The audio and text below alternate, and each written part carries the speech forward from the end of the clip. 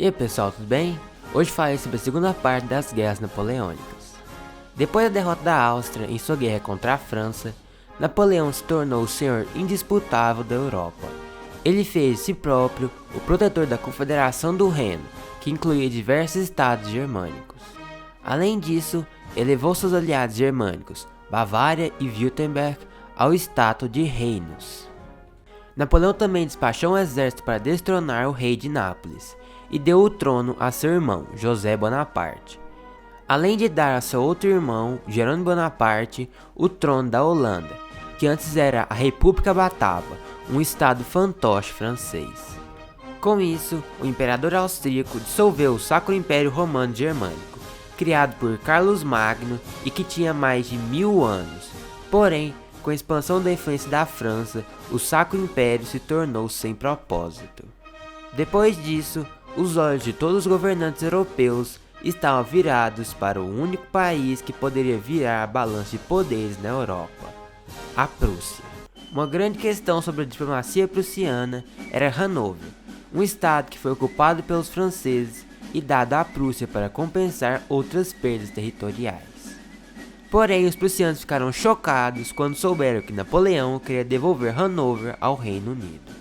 Então, o Partido Pró-Guerra ganhou a discussão com o rei Frederico Guilherme III, onde a própria rainha Louise era a favor da guerra contra a França, vendo a mesma com desconfiança, sendo a guerra a única alternativa honrada para a solução do problema de Hanover.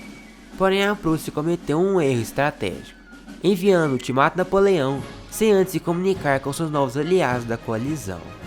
Mas antes de continuar, falarei um pouco sobre o exército prussiano.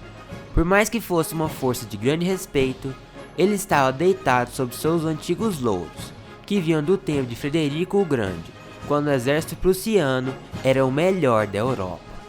Porém, depois da morte de Frederico, o exército prussiano vinha sofrendo com velhos generais apegados a antigas doutrinas. Seu trabalho em equipe era arruinado por rivalidades pessoais e por burocracia. Seus movimentos eram lentos e previsíveis. Depois do ultimato prussiano, a França começou a invadir a Saxônia. O plano prussiano era atacar o flanco das forças francesas, e os franceses queriam forçar uma batalha decisiva com as forças prussianas. Porém, devido a um erro de compreensão, Napoleão achou que o principal exército prussiano estava perto de Jena, depois que o 5º Corpo de Exército lutou e derrotou uma vanguarda das forças prussianas. Assim, Napoleão concentrou seu exército para lutar contra os prussianos em Jena, enquanto mandou o corpo do Marechal Davout e Bernadotte para o norte para atacar o flanco direito do exército prussiano. Porém, devido a esse erro, Napoleão mandou o corpo do Marechal Davout para atacar o principal exército prussiano e a maior parte do seu exército combateu a retaguarda do exército prussiano. Assim, ocorreu as batalhas duplas de Jena e Auerstadt. A batalha de Jena foi fácil para Napoleão, devido à sua grande vantagem numérica e qualitativa. Porém, na batalha de Auerstadt, o corpo do Marechal Davout, que ficaria conhecido como Marechal de Ferro, batalhou contra o principal exército da Prússia, comandado pelo Duque de Brunswick. E mesmo sofrendo uma desvantagem numérica de 2-1, o Marechal conseguiu se manter contra os prussianos e contra-atacar, dando à Prússia uma derrota humilhante, com o Marechal Davout pagando o preço de 1/4 de seus soldados serem mortos ou feridos. Dos seus 29.000 soldados, 7.000 foram mortos ou feridos, com os prussianos tendo 10.000 mortos, 3.000 capturados e 115 canhões perdidos. Quando Napoleão soube que o Marechal Davout havia derrotado o principal exército prussiano, ele o deu o título de Duque de Auerstadt.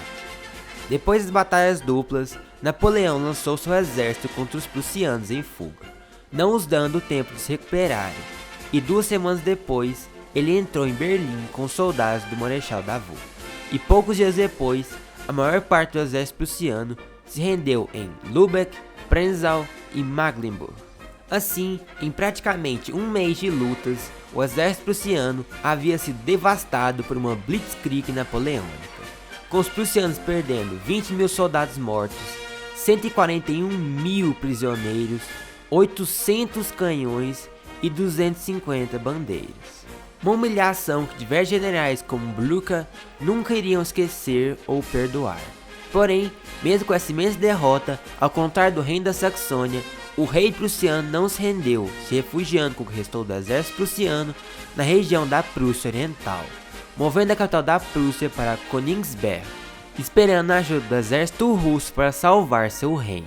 Assim termina o vídeo de hoje, com Napoleão vencendo mais uma grande vitória, mas com a guerra ainda não finalizada, pois a França só governaria indisputável a Europa novamente se derrotasse o que restou da Prússia e o poderoso Império Russo.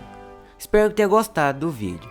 Me desculpe por esse outro ato, mas para compensar a falta de vídeo nessas semanas, eu vou postar por 3 semanas um vídeo no meio da semana. E se der certo, vou continuar assim. Então fiquem esperando. E não esquecendo daquele antigo recadinho.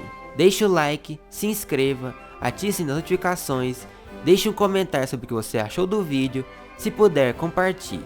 Muito obrigado e tchau!